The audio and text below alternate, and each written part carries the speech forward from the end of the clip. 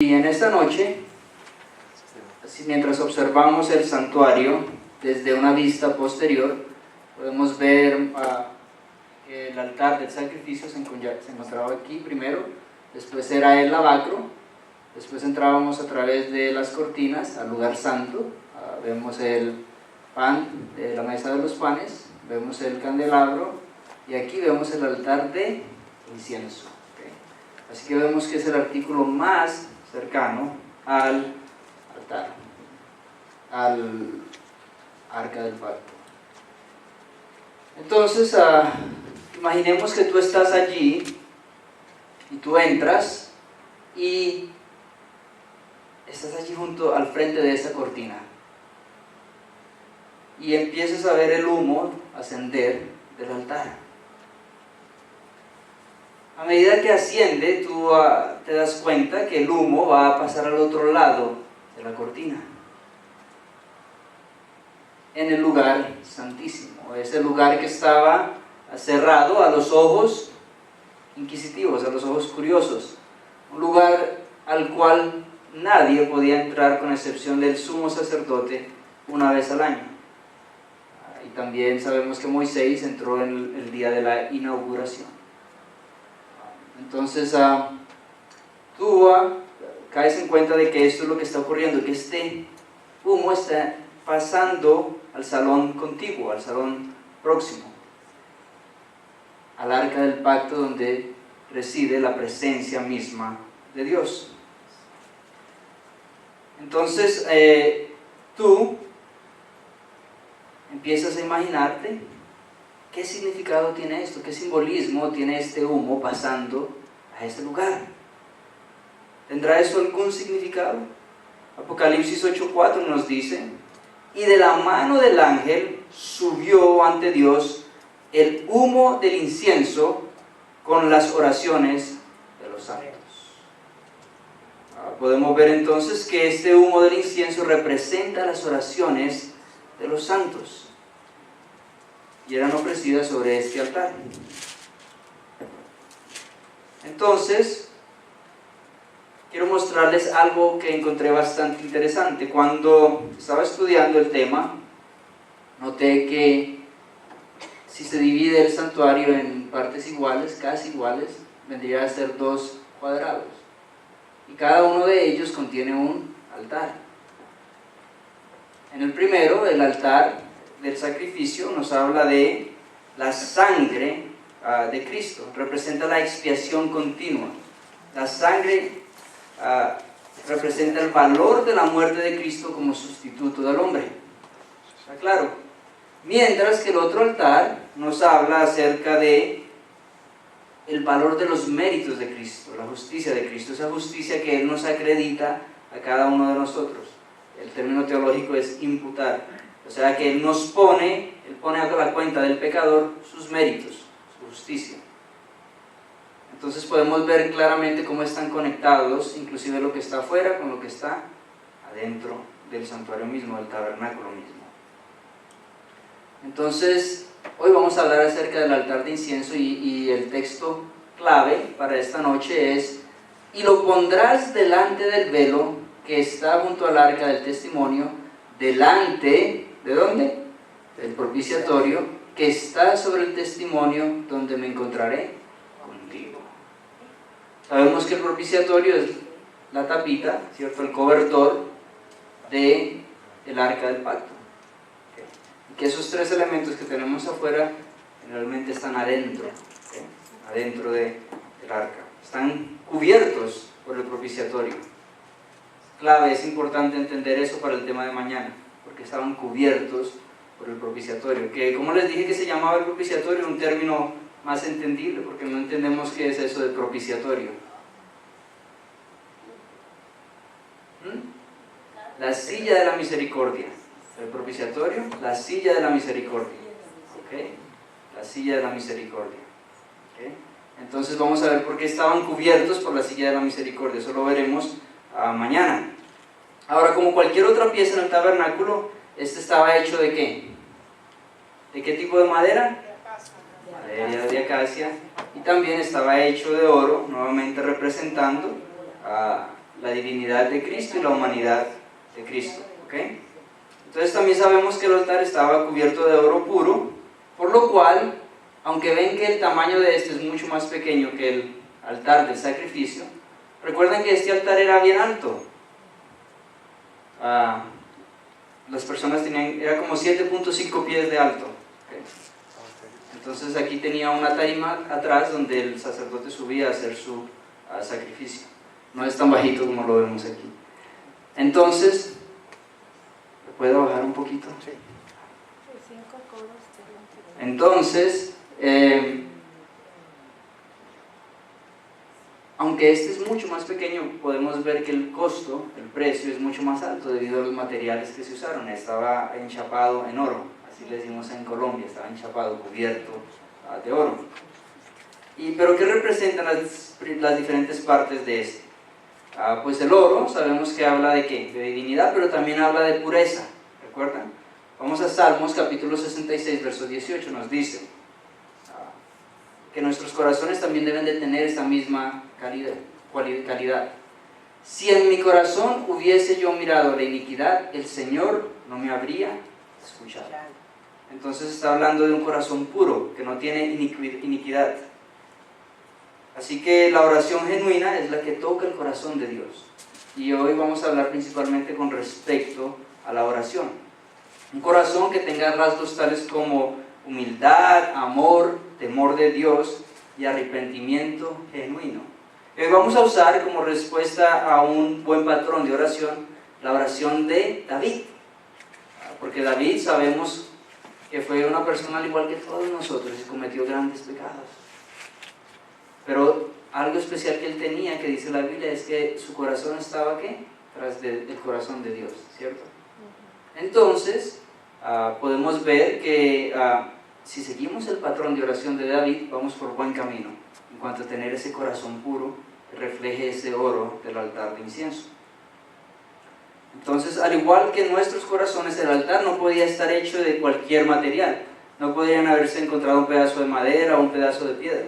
Tenían que ser hechos de los mejores materiales. Al igual que nuestro corazón tiene que ser refinado, hecho de los mejores materiales, de los frutos del Espíritu, ¿okay? Para que sea agradable a Dios. Solo podía construirse de los materiales más puros y más fuertes. Recuerden que la Biblia nos dice que a través de las pruebas se prueba nuestro carácter, se prueba de qué somos nosotros, y dice que algunos apenas escapan, que se queman todas sus obras y apenas medio llegan al reino de los cielos. Nosotros queremos construir entonces con oro. El oro no se quema fácilmente cuando vienen las pruebas. ¿Okay? Hebreos 10:22 nos dice: acerquémonos nuevamente con corazón sincero, en plena certidumbre de fe, purificados los corazones de mala conciencia y lavados los cuerpos con agua pura. Vamos entonces a entrar a la oración de David, a la petición de David en el Salmo 51. Salmo 51 nos dice: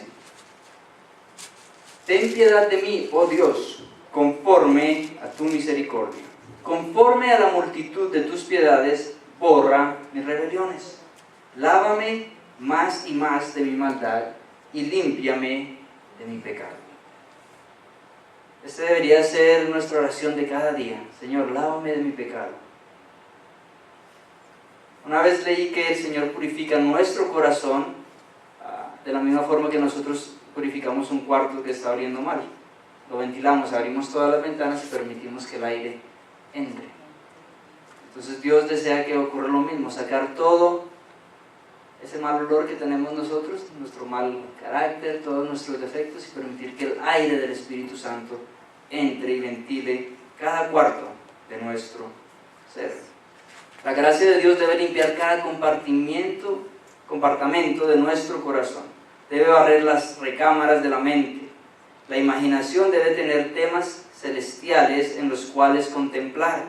Y cada elemento del hombre carnal debe ser purificado y vitalizado por el Espíritu de Dios. Así que una buena forma de mantenernos limpios es como meditando, contemplando las cosas de Dios.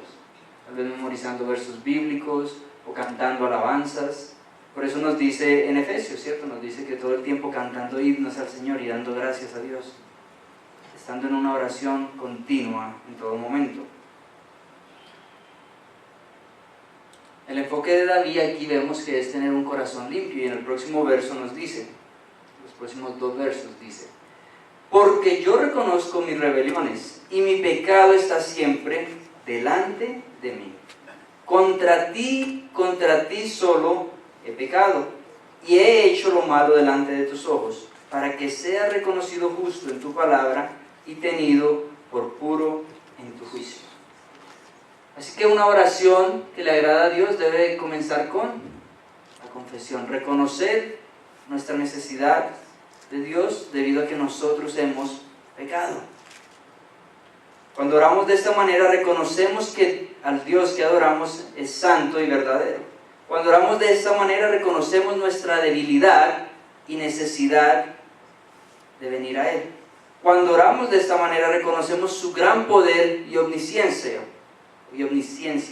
para conocer nuestros pensamientos y nuestra disposición a buscar cosas más profundas del corazón.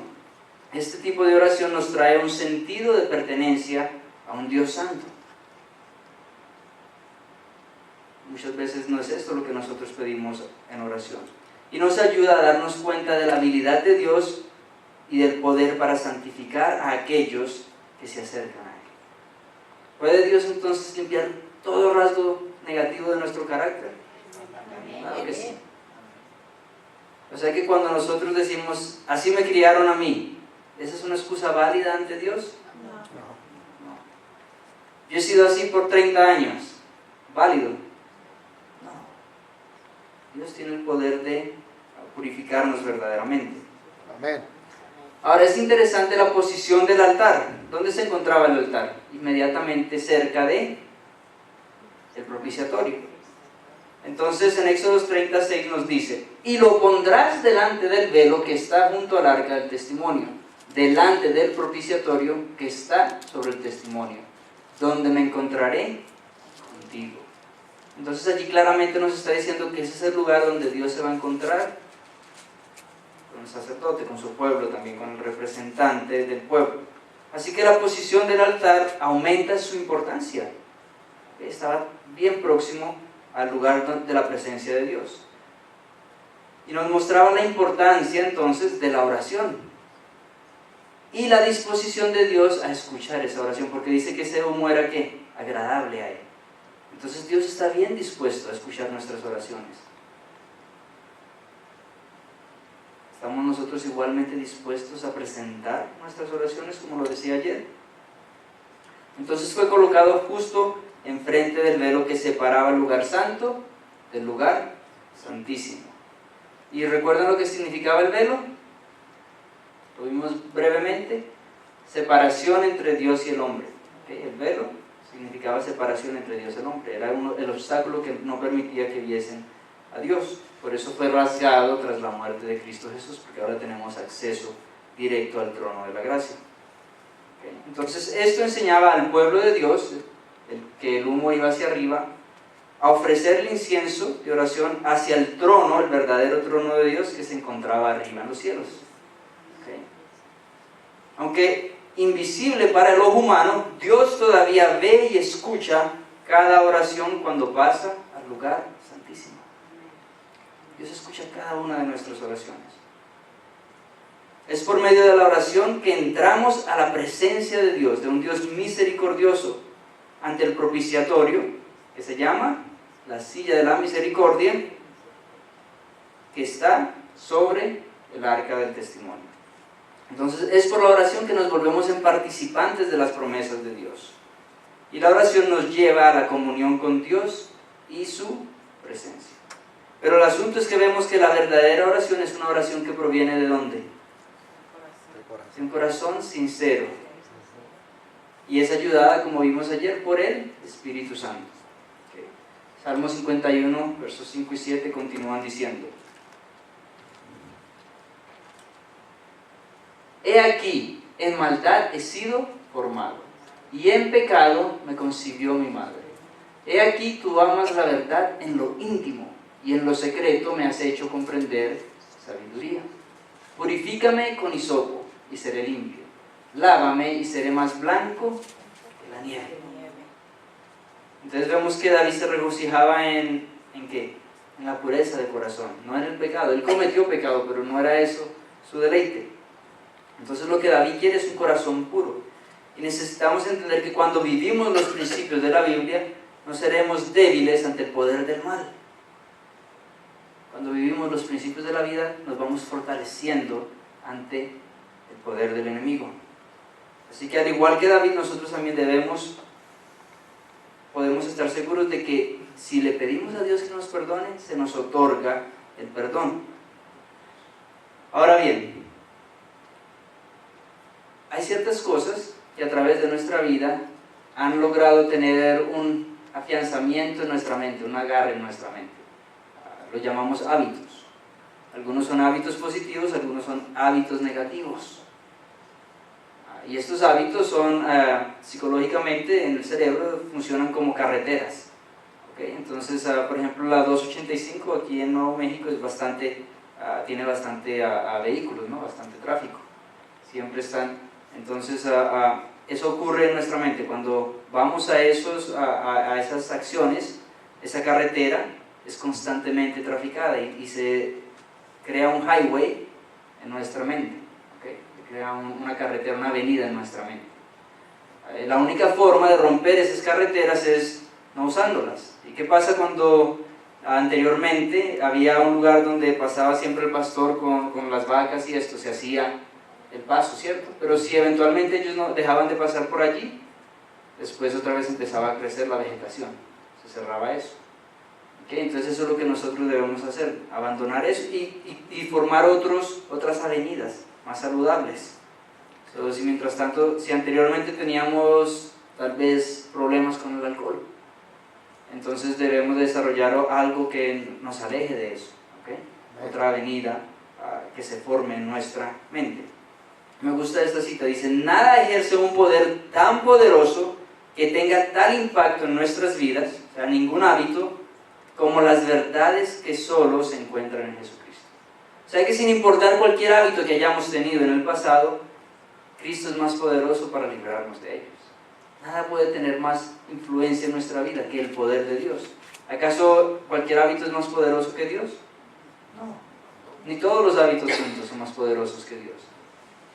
Así que Dios tiene el poder de romper cualquier hábito, cualquier adicción. ¿Y qué hay con respecto al dulce aroma del incienso? El incienso mismo señala inequívocamente los méritos e intercesión de Cristo para cada uno de nosotros. Nos habla de su justicia perfecta que a través de la fe se le atribuye ¿a quién? A su pueblo, a cada uno de nosotros.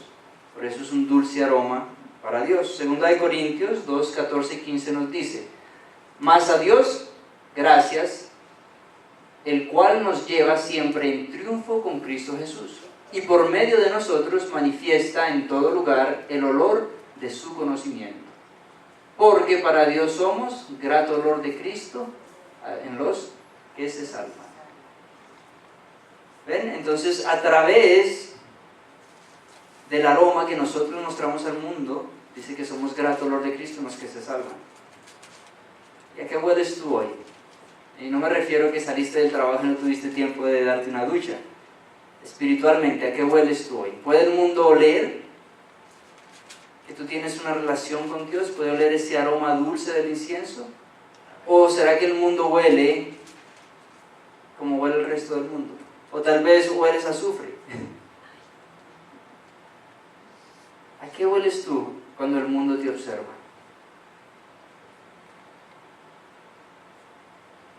En Efesios 5.2,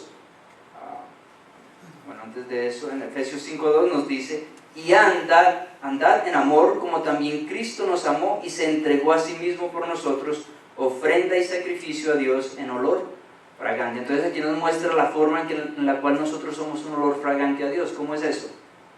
Entregándonos al servicio. Eso fue lo que Cristo hizo, y de esa manera Él fue un olor fragante ante Dios, sirviendo. ¿Estás tú dispuesto a servir? ¿O por lo contrario, deseas tú ser servido? Sabemos que el cristiano debe de ser un siervo. A eso es que hemos sido llamados.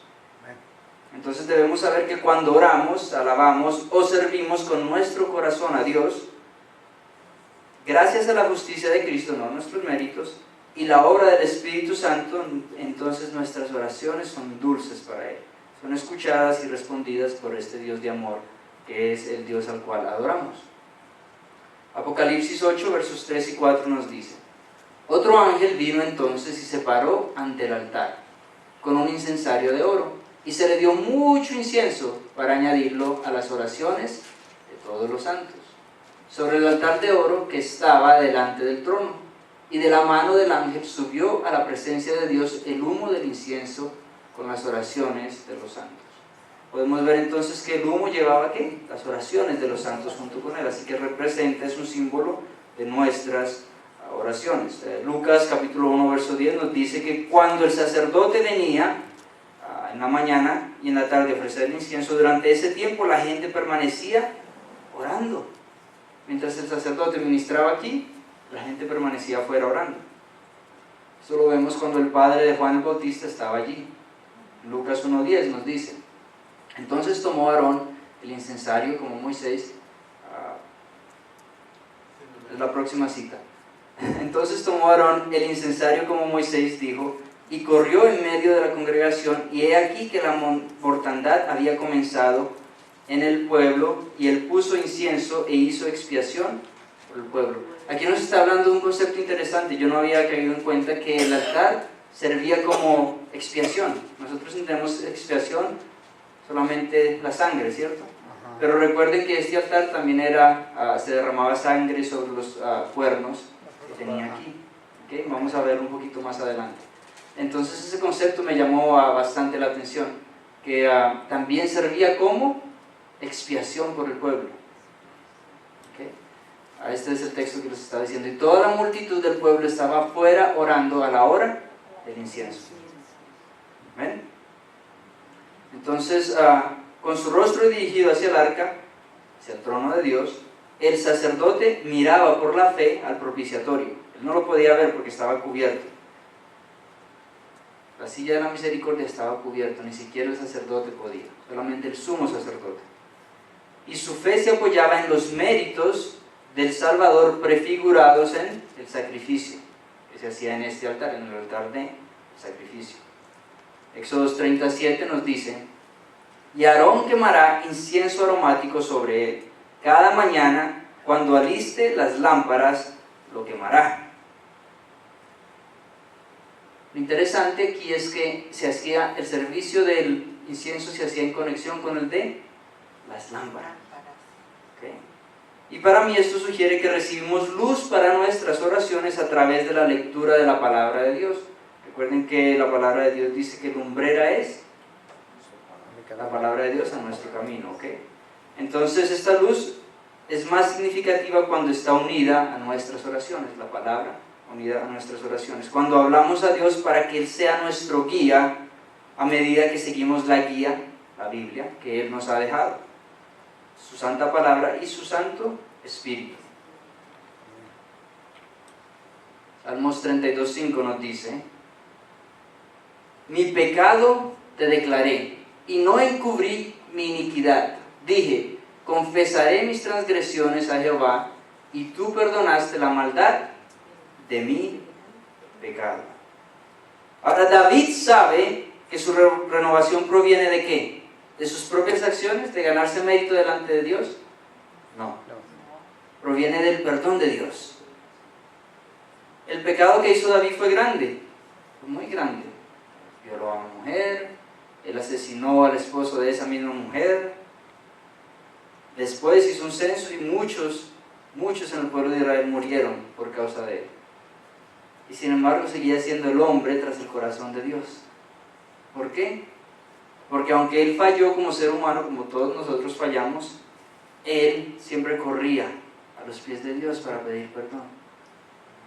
Siempre buscaba que su corazón fuese puro. De hecho, es bastante interesante. No he visto a ninguna otra persona en la Biblia que dice: Señor, busca mi corazón y mira si hay algo en él. Él le pide a Dios: examina examina cada rincón de mi corazón y muéstrame si hay algo impuro en él. Wow. Eso es tener bastante osadía, decirle, Dios, mírame, examina, coge la lupa y la luz y apunta a mi corazón y muéstrame si hay algo porque lo quiero remover, ayúdame a sacarlo también. Eso es lo que debemos de pedir nosotros, que nuestro corazón sea iluminado por la luz de Cristo y podamos ver cada uno de nuestros defectos. Entonces vemos aquí que ¿quién es el que hace el lavado y la limpieza? Dios. Dios perdona la maldad del pecado. Por eso David dice, confesaré mis rebeliones al Señor y perdonaste la culpa de mi pecado. ¿Okay? Quiero volver a leer esa parte. Y perdonaste la culpa, la maldad de mi pecado. Para mí esa es la parte más poderosa de ese salmo, porque nos habla acerca del perdón de la culpa. Y quiero que sepas que cuando Dios perdona tu pecado, Él desea que dejemos esa culpa atrás, que no caminemos con ella, que seamos aliviados de esta. Si todavía nos aferramos a la culpa de ese pecado, estamos cuestionando la verdad de su perdón. No podemos decir que Dios nos ha perdonado y, sin embargo, vivir como que no lo ha hecho, vivir con ese sentimiento de culpa. Me recuerda la historia de Johnny. No sé si la he contado en esta iglesia, pero Johnny era un jovencito que tenía muy mala puntería. Y él tenía una onda con la que él apuntaba las cosas y nunca le daba. Pero en una ocasión fue a la casa de su abuelita y Johnny le apuntó al pato, que era una mascota de la abuela.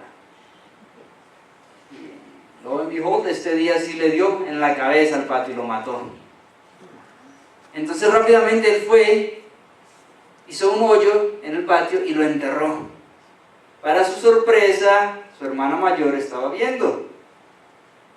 Así que cuando en la noche llegó el momento en el cual ella tenía que lavar los platos, ella dice, abuela, de hecho Johnny se hizo voluntario para lavar los platos esta noche. Y por un par de semanas Johnny estuvo haciendo las tareas que le correspondían a él, más las tareas que le correspondían a su hermana, porque cada vez que él se iba a rebelar, iba a decir no, ella le decía, recuerda el pato, recuerda el pato. Finalmente él, cansado de esta situación, dice, abuela, yo maté el pato. Y la abuela le dice, Johnny, yo sabía, yo estaba mirando por la ventana. Desde el mismo día que tú mataste el pato, yo te perdoné. Y me preguntaba, ¿por cuánto tiempo ibas a permitir que tu hermana te tratara como un esclavo? Eso es lo que pasa con nosotros cuando escuchamos la voz de Satanás.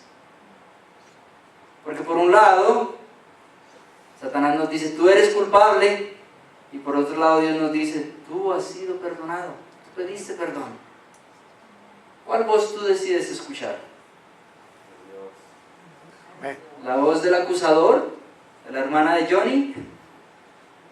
¿O la voz del Redentor que dice, ya yo hasta reviví el pato, ya yo arreglé el pato, ya no hay problema? Amén. ¿Okay? Entonces tenemos que saber qué voces escuchamos. Escuchamos la voz de nuestro Salvador. ¿Okay?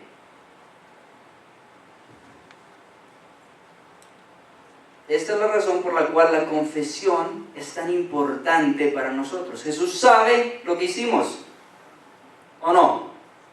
¿O será que a Dios se le escapa cualquier cosa que nosotros hacemos? No, Él lo sabe todo. Jesús sabe lo que hicimos, pero muchas veces tratamos de esconder nuestros pecados solo para descubrir que estamos bajo la esclavitud de nuestro acusador. En ocasiones ese acusador es tu propia conciencia. Baja el volumen y sube el volumen al Espíritu Santo que te dice, Cristo ya lo pagó. Cristo te ha perdonado. ¿Sabes? Lo que pasa es que no puedes decir que has sido perdonado y vivir una vida llena de dolor a causa del sentimiento de culpa. Si lo haces, estás escuchando más las acusaciones de Satanás. Cuando él dice, eres culpable, que las palabras de Dios, te he perdonado. Dígale a la persona que está al lado suyo, Dios te ha perdonado.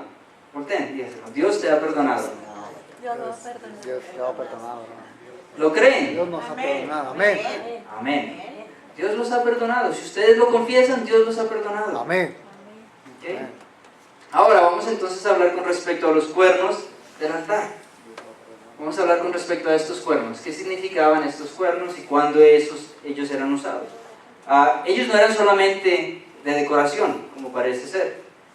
No, sino que en el día de expiación, recuerdan ese día especial una vez al año, el sumo sacerdote tomaba un poco de la sangre del sacrificio e iba y la esparcía sobre los cuernos. Ahora bien, usted diría, ¿por qué está ensuciando esa pieza tan bonita de oro? Sin embargo, eso significaba limpieza. Porque a través del año él venía y traía uno de los instrumentos que mostramos en una de las presentaciones y esparcía sangre en la cortina. ¿Okay? Entonces, traía los pecados simbólicamente del santuario ante la presencia de Dios. Entonces, una vez al año tenían que ser limpiados, purificados. ¿Okay? A propósito, el olor del incienso servía para aminorar, para disminuir ese olor tal vez fétido de sangre esparcida en la cortina. ¿Okay? Yo me imagino que lo reemplazaban más de una vez al año, no sé la forma en cómo lo harían, cómo ponían otra cortina, pero es mucha sangre allí todo un año. Así que el aroma, el incienso dulce, ayudaba también a que ese aroma no estuviera allí. ¿Okay? Entonces, ¿qué hacían estos cachos? Estos cuernos representaban la intercesión de Dios. ¿Okay? La intercesión del sacerdote ante Dios. ¿Okay? Eso es lo que representaban los cuernos. ¿Hay una diferencia entre los términos? ¿Cuernos? Okay. Entonces, cuando la sangre era ofrecida por el pecador, era rociada sobre los cuernos del altar y simbolizaba una oración para el perdón del pecado. Escuchen esta parte. Era la sangre rociada, cuando era aplicada, la que daba valor a la oración. Porque sin la sangre no hay intercesión. Es por el mérito de la sangre de Cristo. Así que lo que le daba valor a este artículo era la sangre derramada sobre él. Si no, la oración no sería dulce, ante Dios no sería válida. ¿Ok? Nuevamente, era la sangre rociada, cuando se aplicaba, la que daba a la oración su valor. ¿Y por qué eso es importante? Porque muchas veces nosotros decimos, pero es que yo soy tan pequeño, tan pecador, tan diminuto. ¿Qué valor tienen mis oraciones ante un Dios tan grande como es Dios? Porque tus oraciones van mezcladas con la sangre de Cristo, con el sacrificio de Cristo, con ese aroma dulce. Tienen mucho valor. Es como si Cristo mismo estuviese hablando, por eso es que Él intercede por nosotros. Así que nuestras oraciones tienen mucho valor. Nunca menosprecies el valor de tu oración ante Dios. Dios se deleita en escucharte. Él desea escucharte. Es bueno que tú también desees hablarle. Igualmente, la sangre de Cristo es la que da valor a nuestras oraciones delante de Dios. Es su sangre la que abre el camino para que podamos venir ante el trono de la gracia para encontrar misericordia y gracia en nuestros momentos de necesidad. Eso es lo que nos dice Hebreos 4, versos del 14 al 16. Nos dice: por tanto, teniendo un gran sumo sacerdote que traspasó los cielos, Jesús, Hijo de Dios, retengamos nuestra profesión de fe. Porque no tenemos un sumo sacerdote que no pueda compadecerse de nuestras debilidades, sino uno que fue tentado en todo según nuestra semejanza, pero sin pecado. Acerquémonos pues, ¿cómo? Confiadamente al trono de la gracia, para alcanzar misericordia y hallar gracia para el oportuno socorro. Ahora, ¿qué quiere decir oportuno? Cuando lo necesita. Justo cuando lo necesita, es oportuno, ¿cierto? Es adecuado en ese momento, está hecho a tu medida. ¿Alguien aquí alguna vez ha comprado un traje tailor-made, que se lo hicieron hecho a la medida suya? No uno que fue a comprar a Walmart, sino uno que le hicieron a su medida. Se ve mucho mejor que otros trajes que usted compra, ¿no? De hecho, algunos que usted compra tiene que mandar a arreglarlos, pero si vienen ya custom made, te sirve. Así es la ayuda que Dios nos da para cada prueba, es hecha a tu medida. ¿Para qué? Para que tú tengas la victoria en esa prueba. Es hecha a tu medida. ¿Ok?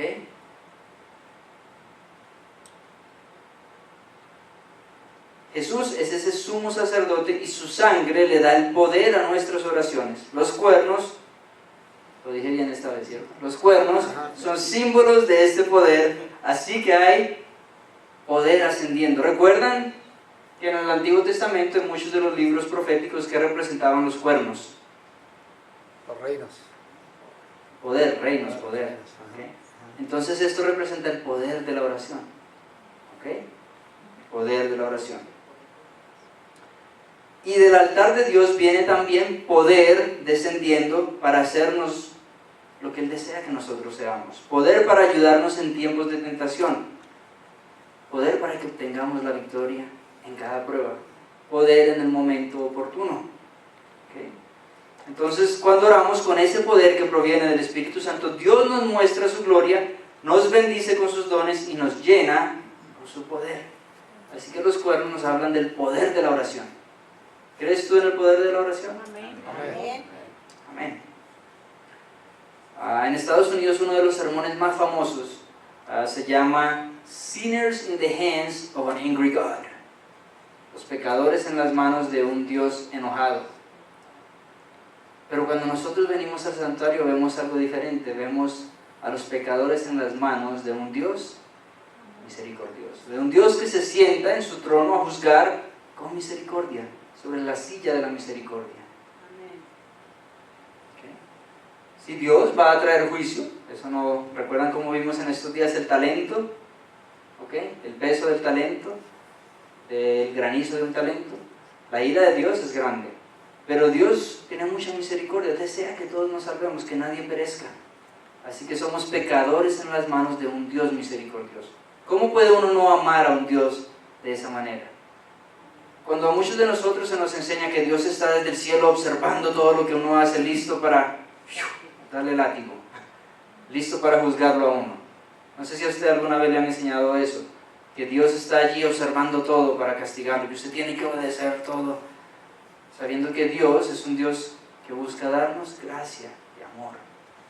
Y entonces, debido a ese amor que Él nos da, nosotros le obedecemos por amor y gracia. Si hay obediencia, en el pueblo de Dios hay obediencia. Dios no nos salva para mantenernos en el pecado, Él nos salva para liberarnos del pecado. ¿Okay? La obediencia es muy importante. De hecho, la obediencia muestra que tú eres salvo. Muestra que el Espíritu Santo está obrando en ti. El Espíritu Santo no te va a llevar a desobedecer a Dios. Así que si tú estás viviendo en desobediencia, quiere decir que no tienes al Espíritu de Dios. Y si no somos bautizados por el Espíritu, pues no estamos sellados. La Biblia nos dice que ese es el sello. ¿Okay? Además del sábado nos dice que es el sello, el Espíritu Santo. ¿Okay? Entonces estamos en las manos de un Dios misericordioso. Y eso es importante porque nosotros somos indefensos para hacer cualquier cosa para salvarnos. No podemos hacer nada para salvarnos.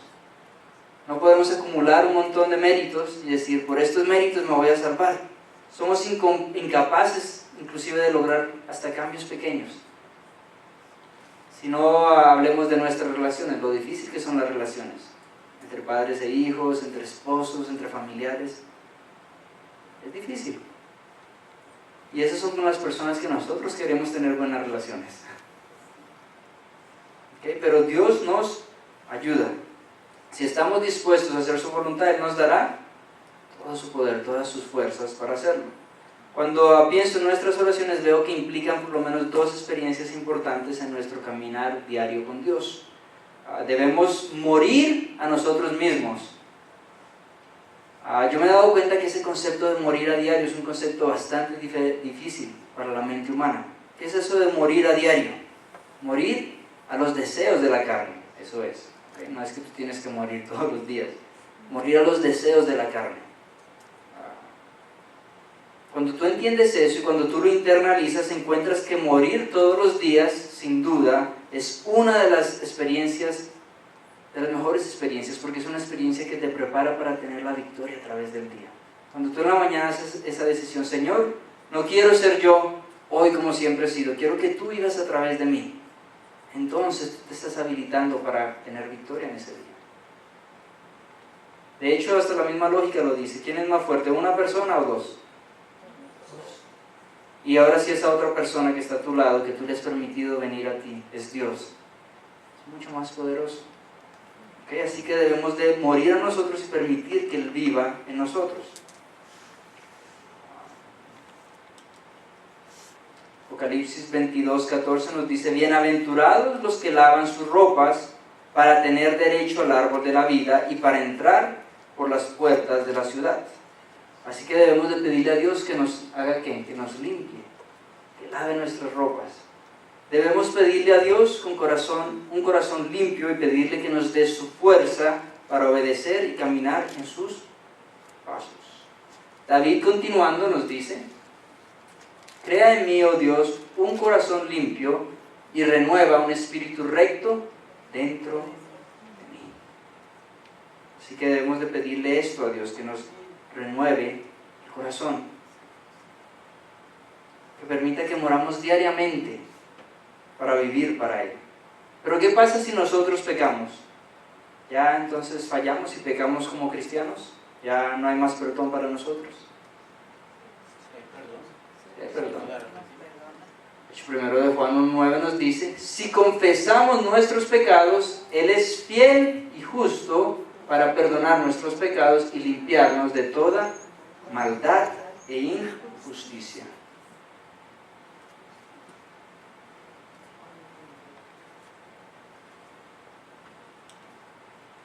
Éxodos 30:10 nos dice: y sobre sus cuernos hará Aarón expiación una vez en el año con la sangre del sacrificio por el pecado para expiación. Una vez en el año hará expiación sobre él por vuestras generaciones, será muy santo a Jehová. ¿Okay? Ahora, anteriormente ellos hacían esto una vez al año.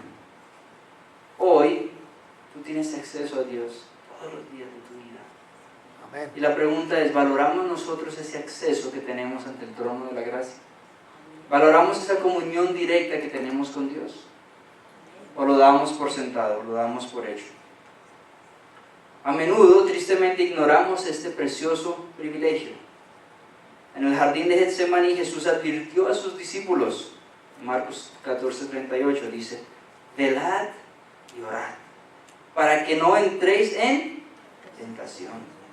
El espíritu a la verdad está dispuesto, pero la carne es débil.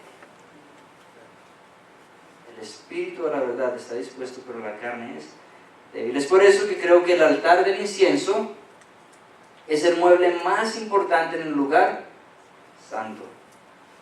Porque sin la oración nos volvemos espiritualmente débiles. Y si continuamos sin la oración, llegamos a ser espiritualmente impotentes. Porque empezamos a vivir una vida cristiana por nuestra propia fuerza. ¿Qué quiere decir si tú no estás orando? ¿Qué significa eso? I got it. Yo puedo hacerlo solo, no necesito tu ayuda, Dios. Si tú no la necesitas, pues Dios no te la va a dar. Entonces eres espiritualmente impotente. Estás caminando por tu propia fuerza y no por lo que Dios quiere darte. Sin la oración llegamos a ser espiritualmente difuntos espirituales. Así que esto nos lleva de vuelta al principio. ¿Okay? Estamos allí parados al frente de esta cortina. Vemos que el humo está ascendiendo y que está pasando ese dulce aroma de nuestras oraciones al otro lado, a la silla de la propiciación. Pero ahora vemos a Jesús allí esperando que caigamos de rodillas y que hablemos con Él. ¿Qué estás esperando tú en esta noche para caer de rodillas y hablar con Dios? Él está esperando que tú lo hagas. Sabemos, según leímos, que tenemos un intercesor divino que puede identificarse con nuestros pecados, porque Él mismo los experimentó. Él está dispuesto, además de eso, a cubrir nuestros pecados con su santa sangre, con los méritos de su vida santa. Él todavía está intercediendo. ¿Saben eso? Dios, Jesús en el cielo está intercediendo por nosotros. Amén. Solo sus méritos pueden hacer la obra por nuestra redención, por nuestra salvación.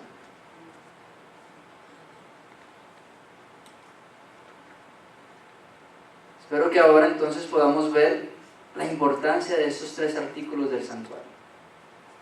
¿Qué es lo que representan? Vemos que la mesa de los panes nos habla de la forma como Dios nos habla, ¿cierto? La palabra, ¿okay? La palabra, el pan de vida, el pan diario. Así que es la forma, la relación, la primera parte de la relación en que Dios nos habla a nosotros. Pero después vemos que la oración es ¿qué? La forma en que nosotros hablamos con Dios, es más fluido, ¿okay? Recuerden también que en la oración Dios nos habla también.